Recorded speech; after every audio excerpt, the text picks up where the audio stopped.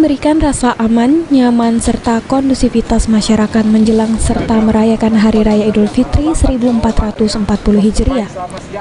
Jajaran Polres Muara Enim dan Pali telah mendirikan pos tastik atau poskotis pelayanan dan pengamanan Idul Fitri. Salah satunya berada di Simpang 5 Kota Pendopo. Pos ini didirikan H-7 Idul Fitri disertai puluhan petugas jajaran Polsek Talang Ubi.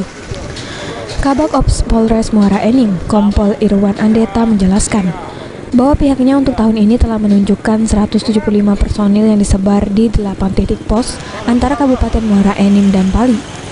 Serta pada malam takbiran Idul Fitri pihaknya menerjunkan 300 personil di sejumlah titik keramaian, objek vital serta tempat ibadah. Personil yang dilibatkan dalam pengamanan operasi ketupat Polres Muara Enim itu melibatkan 172 personil Polri yang tersebar di 8 pos pengamanan. Kemudian juga untuk antisipasi malam takbiran dan sholat Id kita menerjunkan 300 personil.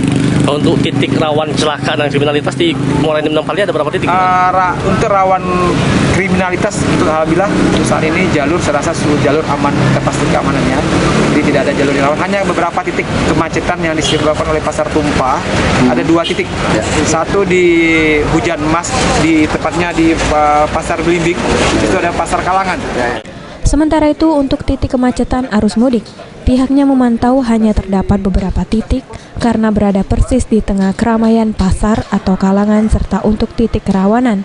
Kriminalitas pihaknya berupaya maksimal memberikan rasa aman dengan melakukan patroli rutin. Husni Awan, PAL TV.